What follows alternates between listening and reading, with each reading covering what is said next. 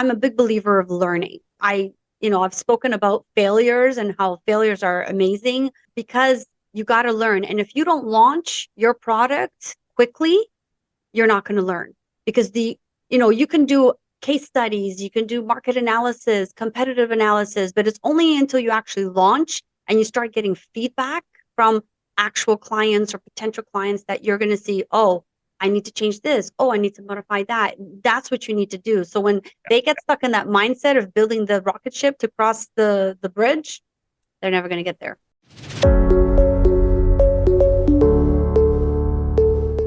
Welcome to another amazing episode of the Tech Business Roundtable podcast, brought to you by Equa.tech, the leader in digital marketing for tech companies. We want to first take a moment to thank you for sharing this podcast with your friends and on social media and helping us grow week after week. Meet our host of today's TBR episode, Ryan Davies. Ryan is the Director of Marketing of Equa.tech and is a dynamic leader in driving business transformation through technology. Over to you, Ryan. Welcome, everyone, to the Tech Business Roundtable podcast show. This is a podcast show dedicated to shining a spotlight on tech innovators, entrepreneurs, founders, and the compelling narratives behind the movements they've established. I'm your host, Ryan Davies, and I'm hosting today's discussion on tech advocacy and leadership with Sonia Couto. Sonia, thank you so much for being here. Thank you for having me. Boy, when we talk advocacy and leadership, I think I have found the dream guest today. For our listeners, Sonia is a self-initiating and hyper-driven individual who is a business visionary, strategic leader, sits at the helm of 2 award-winning software products, Menusano and Field Eagle. She is the managing director at Converge Digital Solutions.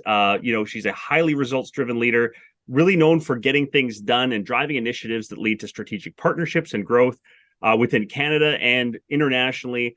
She really, dives into the product's vision, development, and overall growth, and has been the recipient of several awards and accolades with excellent leadership in the software industry. She currently sits on the board of Hacker Gals, a nonprofit for girls grades 6 and up, to be able to break into the tech industry with, sort of that streamline into MIT sort of strategy. She is a member of Canadian Women in Food, the Nutrition Business Leader of the Year 2023 winner, Best Tech Manager winner, top CEO of the year, the RBC Women of Influence nominee 2020, their International Business Awards. I could go on all day. We could just do a podcast of me talking about your accolades, I think. So we'll cut it there. And I just want to thank you again for being here. And maybe we can kick it off with a little bit of, if you could share a little bit of your journey into the tech industry from, the inception of Menusano, Field Eagle, what you're doing at Converge, and what motivated you to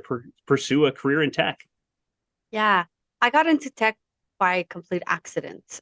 My background was in accounting for a very long time. And then I got into manufacturing and I got into operations management. So I sort of took that in with my accounting background, and that's just what I did for many, many years. So in the manufacturing environment, I learned how to take, very traditional processes and figure out how to automate them, whether it was with machines or people, in order to make the development process faster in the manufacturing setting. Then I got recruited into a tech company by an accident for, accounting and all that stuff. And I get bored very easily, so I can't do the same job over and over and over again. So within that organization, I saw that there was a need for operations and accounting to be tied together. They were very separated. And I also didn't feel like they had very much operations. They weren't operations like minded. For example, when there wasn't a lot of projects, they had people sort of sitting around waiting for the next project to come along, which I didn't think was efficient and didn't go coincide with all of the financials we had put together. So I saw a need to sort of branch those 2 departments together. And so I started asking questions. I started creating little scenarios that caused chaos so that they could see that there was really a need to put this together. And so I got into those roles, and in the role of operations, I really learned tech. And I think my success in tech has been around learning every single role and physically doing the role. So if a project manager left in the process of hiring a new project manager, I'd be like, I want to step in and I'm going to do the project management for this project until we hire someone new.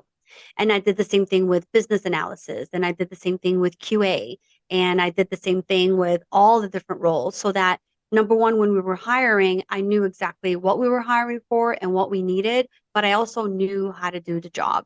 And in doing those roles, I really learned the process of building a product, testing a product, taking it to market, and all that stuff. Marketing came in later when we failed Menusano completely and had to learn from that failure. I learned the value of marketing. That sort of came to us like the hard way.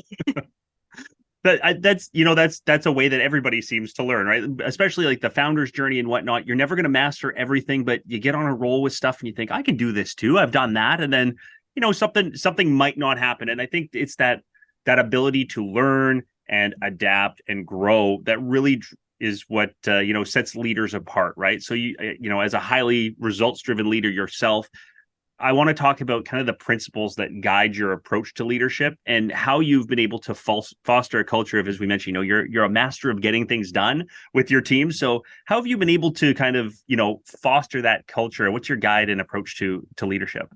Yeah. So first, I just want to say that I'm the middle child of five, and I'm right in the middle. I have two older and two younger, and I do think that's where the results driven personality comes from. I'm scrappy, right? And so I've always had to like find my way through my life because I was always fighting against two older and two younger. I'm also an immigrant in this country, which makes it harder because I didn't grow up in an environment that was like, you're going to go off to university and you're going to build a career. I sort of grew up in an environment where it was like, after school is done, you're going to go and get a job. It wasn't a career. And so at a very young age, I knew I wanted to do more. So I sort of instilled a mindset in me where I always thought I'm going to do more than what's expected of me. And I think that's sort of what's led me to the place where I am now. I also think that like in tech, I find that there's something that's missing that I bring to the table, which is what like to call common sense. I think that when a problem is presented, sometimes people seem to overcomplicate it. I talk to founders and other companies that we help all the time, and I'm like, okay, guys, you have a little tiny river that you're trying to get across. You want to build a bridge, but you've built a rocket ship, right? So, like, can we use some common sense here? Because you're overcomplicating it. And I do think that's what my value to my team, to the products that we're building, is I bring in a sense of, can we please bring it back? Can we use common sense? Like, we're not the users of these products. Can we think like the users? Can we act like the users? Can we speak like the users so that we can build something that they can use? And that's where the whole common sense thing comes in. Like, usually when I go into a boardroom with a group of people, I'm the one stepping things back and saying, okay, we need to let's push it back, and can we please just talk about how we're going to solve this with common sense and not building a rocket ship. That doesn't solve the problem necessarily. I love that analogy. I think in tech that happens all the time. All Over the time. feature, over solution, overthink. Well, if we're doing this, we might as well solve 23 other problems that don't exist at the same time. And it's like, but we don't need to solve those, right? And it happens nonstop. People get carried away with these solutions, and then tech is so fast moving that all that does is drag these timelines on to these just exponential amounts. And you're like, we could have solved this problem forever ago, and now we're not there. We're not there yet. Yeah, and there's the other side of it, which I personally have friends and witness where you have founders who are like, I want to build this, I want to take it to market, I want to make money, but then they get stuck in that place where, ooh, well, we're going to build this and we're going to build that. And I have a friend who's been 7 years in, and I'm like, buddy, like, when are you going to launch this thing? Like, you have now missed the boat. Like, it's sailed and gone. Like, and he's like, well, like, now I need to pivot and I'm going to go into this space. And I'm like, oh, it's going to be another 7 years before you get there. Like, you're not going to learn. To me, I'm a big believer of learning. I I've spoken about failures and how failures are amazing, because you gotta learn. And if you don't launch your product quickly, you're not going to learn, because you can do case studies, you can do market analysis, competitive analysis, but it's only until you actually launch and you start getting feedback from actual clients or potential clients that you're going to see, oh, I need to change this. Oh, I need to modify that. That's what you need to do. So when they get stuck in that mindset of building the rocket ship to cross the bridge, they're never going to get there. It's such a great comment. I absolutely love that. You talk about, your love of learning, your passion for learning, and things like that. You also, we touched in the beginning, about your role that you have right now on the board of Hacker Gals, and kind of leveling up girls into the tech industry and things like that. Tell me, and tell our audience a little bit more about maybe that, and how, again, how you prioritize learning, or at least pull that learning experience and can put that to use. So many people, they fail and they go, oh, I learned from that failure. And then they're like, no, you didn't. You failed, but you didn't take anything out of it. You tried to, you're pushing this immovable object. So I'd love to get your take on that, and the importance of kind of this continuous learning aspect. Yeah. So Hacker Gals is a charity that helps young girls get into tech. And it's obviously something I'm passionate about. So I got put on the board, which I was so excited about. And I just want to help them bring on more girls by raising funds so that they can put into these programs. And also, work with some of these girls to share some of my knowledge in those failures and things like that. Failures, I'll give you an example with Menusano. When the original board of founders, we had a group of founders in that product. They built it, didn't do all the work that was necessarily needed to be done. And then one by one, they sort of left. And I was the only original founder of that group that was left. And I knew I needed to launch it, number one, so I did. And then when we finally launched it, it failed. Nobody wanted it. And we started knocking on people's doors and like, we don't want this. Like, we don't want people to know what they're eating. If people know what they're eating, they're not going to want to come back here and eat. And we're like, oh, well, we really royally screw that up. And then, we kept trying to sell it. But I think a good leader who learns from their mistakes has to say, okay, how much money I'm going to keep putting into this before I learn my lesson. Yeah. And so what I did was I'm like, nope, take it off, shelf it. And everyone's like, whoa, whoa, whoa, whoa. Like, we're just scrapping this idea. I'm like, no, we're going to shelf it. We're going to stop trying to knock on people's doors and bang our heads up against the wall. We're going to shelf it, and we're going to go back to the drawing board and figure out a way to either pivot or what we're going to do with it. But let's take what we've learned from knocking on doors and see where we can go with it. And really what I ended up doing was doing a little bit of research, and we discovered that in Ontario particularly, the government of Ontario was trying to figure out a solution to the diabetic pandemic, right? It's diabetes is the cause of the health bill having been over budget that particular year, and they were looking for in innovative ways to see if they could reduce that. And so I started doing some digging, and we discovered that they were thinking about doing a pilot project. So we reached out to public health, and it just turned out that they were looking for something like Menusano. And we worked on a 1-year pilot project in Ontario, particularly Toronto and Ottawa. And that allowed us to be part of this pilot project, not just to be part of it and get exposure, but we learned from government, dietitians, over 50 restaurants that we were working with during this pilot. And it allowed us during that 1 year to pivot the product and make it better.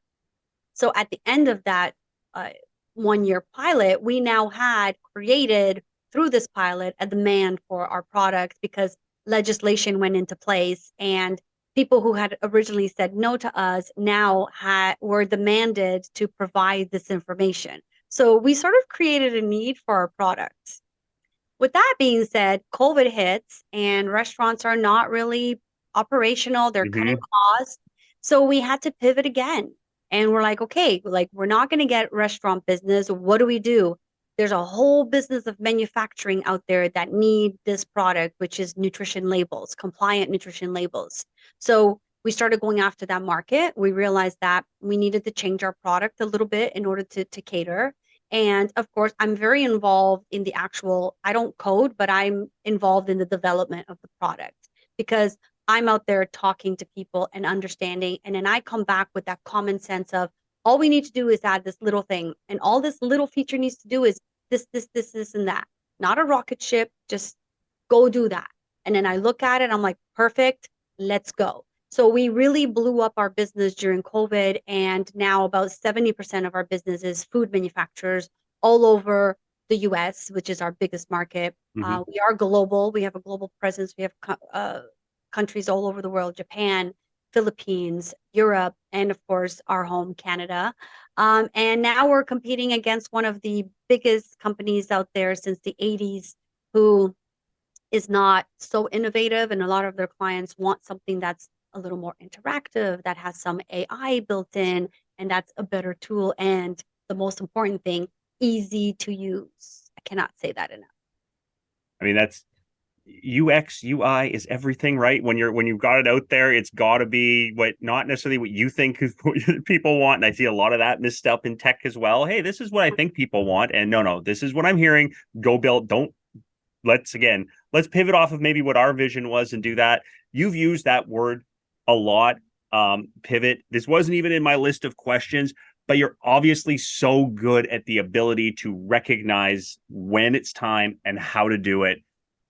Again, comes from practice, I'm sure, a lot of it, and things like that, and that scrappy nature of, okay, if this isn't working, let's go. But what advice do you have for people in that realm? Because I think that is so huge as well from a leadership perspective. Like you said, this isn't working. It's okay to let it go or shelve it and come back to it.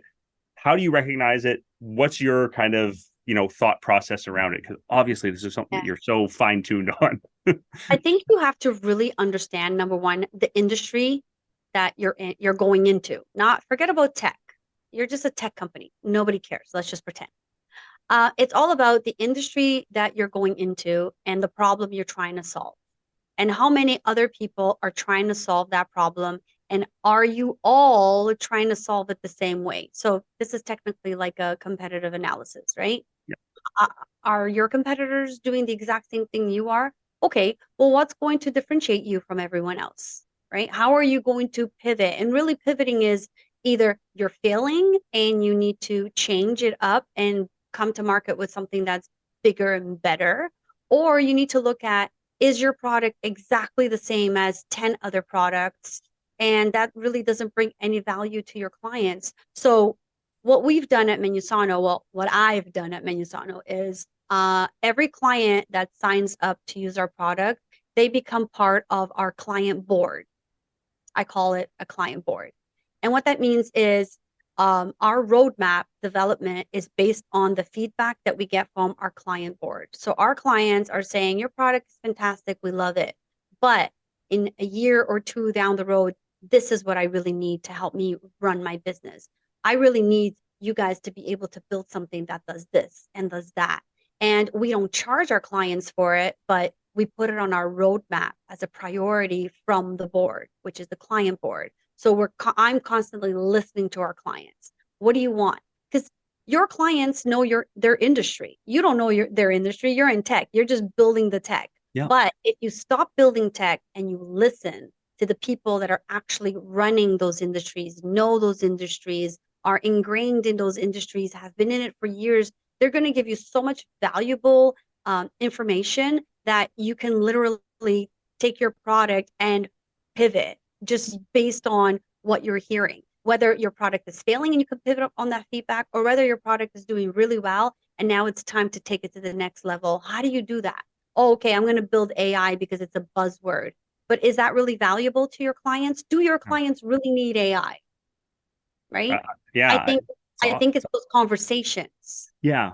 No, I think that's just such an incredible, like a great take on it from that perspective, right? Is understanding again, you read case studies, you hear case studies all the time, and what business are you really in, right? And it's like, oh, Amazon's in this. No, they're not in that business. They're in the data business, and that's the business that they're in. Like everybody whatever you are, you have to narrow it down to what business are you actually in. So you say, I'm in tech.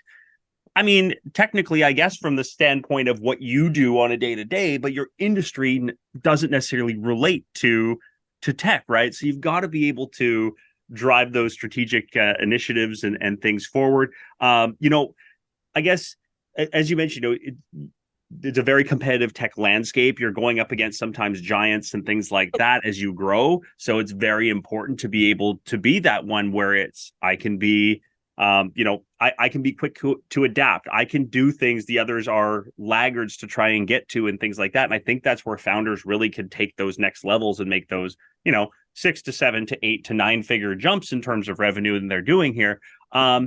And I mean, you've been instrumental in driving initiatives and strategic partnerships and international growth. So are there particular, again, like strategies, focuses that you go towards? And like you said, I love the client board idea, things like that. Is it really just that open culture and nature of, look, the business is my clients and you need to be that liaison? Do you layer on a little bit more? Again, don't give me your secret sauce. Don't give it all away, but No, I don't think there's a secret sauce. I think it's a combination of everything. Like it's also your team. You're only as good as your team. I may have a great idea, but I can't execute it without having a good team. So I always make sure that my team understands that I don't want to be a yes ma'am. I don't want to have a yes ma'am team, meaning if I say something, they're all like, yes ma'am. No, I want you to challenge me. If I'm asking you to do something and it's a terrible idea, tell me. Just because I'm a leader doesn't mean that all my ideas are great. So I always hire a team and I'm always pushing them to understand I want them to challenge me. I want them to contribute to the growth and the development and the ideas. I also always try to hire people that have higher education than me, who have MBAs, who were smart. And sometimes, most of my team is not scrappy, but that's the part that I bring in that I'm really good at. And I can take their ideas and be like, okay, well, that's fantastic, but we're gonna add this and I'm like the sprinkler. I sprinkle a little salt and a little spice on everything that they do. But I sort of let them come up with the ideas. So if someone comes to me with a problem, I'm like, great, what's your solution? Give me a couple, we'll walk through it, strategize, and I'll help you come up with a good solution. But I'm trying to challenge them to also come up with those solutions so that they can be part of the team and help me succeed and get to where I need to be. Because having like if this was a one woman show, I would never be able to get it to where it's been. right. We're both in Canada. Well, I'll use the analogy that all Canadians use with the, you're not going to win the Stanley Cup with a team of all goal scorers or, only people who can hit or something. You need to have a playmaker. You need to have someone who can see the vision on the ice and pass the puck and do all of that when it's important. And I mean, I think obviously that's something you bring to the table. You're really, again, a big prominent figure in the industry that people are looking up to. And I would be remiss not for asking the question around, tech advocacy for women in this space too, right? Because I mean, the gender gap in tech is extreme. Again, VCs 2% of funding goes to women, 98% still goes to men. That's absolutely ludicrous. But how do you see the landscape evolving for women in the tech industry? Again, you've got Hacker Gals, something that you're very passionate about making sure that there's growth here. And how do you see the role of women evolving and shaping the future of the tech industry? Yeah. 17 years ago when I got into this space, it was way worse. It has had a little bit of progress. I've personally seen a lot of change. I think it's really about women empowering women, men empowering women. I know some fantastic CEOs and founders who are great friends of mine, and they're always trying to make sure that they have like a good, dynamic of percentage of males and females. So I think it starts with young founders, young leaders who go into running their businesses with that in mind. I realize that in tech, particularly, a lot of the women that are in the space have either started their own companies, and that's why they're leaders in the space, or they're leaders in like marketing and accounting and not necessarily in the bigger roles that they want to be. Yeah. I would say um do what I did, which was like, I'm in this role, but I don't want to be. I want to be in that role and be scrappy and find problems in the roles that you want to be in and go to the leaders and say, I found this problem and here's the solution. What do you think? And people are going to start listening to you. And people are going to be like, oh, I think she's onto something. Well, what do you suggest we do? Well, I got like five different suggestions here, this, and this. And I think this one will work because I actually did this in my previous company, and these were the results, right? And that's just one strategy to go about it. Obviously, it starts with leaders making change, young girls, just like hacker gals, getting into the space. It is still very male, and it's going to be for a couple of years. But I think it starts really at the school level. The older generation, yes, we can make a lot of change, but it's really going to start at the school level when schools and Hacker Gals is fantastic, but what are schools doing to get women into those spaces, into leadership, into running their own businesses, or going to MIT to learn how to code or be an engineer? What are they doing? And I think that's really where school curriculum can needs to change in order to adapt and start teaching. Not just listen, it's not just girls. There's also spaces that are female dominated, right? And I think it starts at the school level. I remember being in school and the expectation was that if I wanted to work in an office, I had to be like a secretary. That's what I thought back then. I don't know why, but that's what I thought. Oh, I'm going No. to be a secretary, or I'm going to be an accountant. Like that was just what ran in my mind. But why was that? Because that's what I was being taught, right?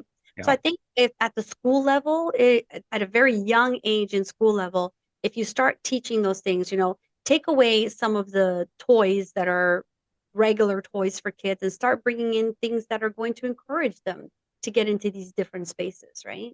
Yeah, I agree. I think again, like you just said, showcase all of the opportunities that are out there. And, I think I even look back, same thing. When I was a kid, it was like I'd watch cartoons and it was like, yeah, every person would be this way or that way. All the boys were the superheroes and the women were getting rescued. And this is like, okay, yeah, yeah. And then now it's like, okay, we're finally advocating, seeing a lot of the change and stuff like that. And it, like you said, it's really it just carries through. And I think a lot of that also is with women and leaders, men and women just like you, that have an eye on this, that are passionate about it and want to shine a spotlight on it and help address that moving forward. So as we're concluding here, I think we could talk forever, but as we're concluding here, maybe a final message, a piece of advice or something to share with our tech business founders audience around the context of leadership and advocacy, that a little last piece of wisdom to hand out that maybe we didn't touch on. Yeah, I mean, anybody out there, whether you're male or female or any other, if you have a passion about something, and you don't know where to start, um, seek people out, send them a message, ask a question. If you want to build a company, don't like a lot of developers start developing their product, but they don't know business. And then they bring on VCs, and it's so sad to see that a lot of these people that are the creators of these companies get kicked out of their own companies. And I actually had a conversation the other day with a young girl from Hacker Gals, and I told her the only piece of advice that I can give you is when you're going to these schools to learn architecture and all this stuff, learn a little bit of basic business, basic bookkeeping, so that when you do get to that level, you will learn, but you will already know the principles of how to run a profit and loss, or, a standard accounting sheet, how to reconcile, what's a credit, and you know what I mean? Like just some basic stuff, some basic accounting, some basic marketing, just some basic business. And then it'll also help you in hiring the right people. But I think it'll set a really good direction for taking your business, your idea to where you want it to be, but also not losing it along the way. Absolutely amazing way to kind of summarize everything together. Just to tie it up nicely, you said, for somebody to tap someone, who's knowledgeable on the shoulder. And, maybe that's a great invite to reach out to you, Sonia. So Absolutely. for our listeners, how can we learn more about you, get in touch with you, all of that? Yeah, so I'm on LinkedIn, Sonia Couto. My Instagram is techie Sonia C, and you can follow me, message me directly, or you can email me, which is sonia.couto@converge.com. And I always have conversations. I might take a little longer, but I always get back to you. So please do feel free to reach out. Take her up on it. This is a great way to kind of, again, get some of those questions answered, get that push, or maybe that answer that you've just been too scared to ask or didn't know who could answer it for you. I think we found a great source here. So Sonia, thank you so much for your time today on this podcast. I hope that we can have you back on again, because I think there's I don't know, about 30 or 40 other topics that we may have uncovered today that we could talk about. So really looking forward to hopefully a future conversation with you. But thank you so much for being here today. Thank you for having me. Amazing. So with that, thank you to Sonia Couto for this amazing podcast on tech advocacy and leadership. And I also want to thank our listeners. We can't do what we do without you. So until we meet again with another amazing TBR episode, I'm your host, Ryan Davies. Thanks, everybody. Take care out there.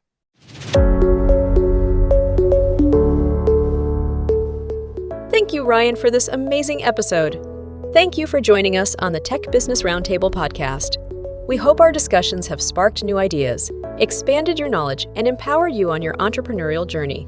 Don't forget to hit that subscribe button and write us a positive review. Thank you for listening to the Tech Business Roundtable podcast show.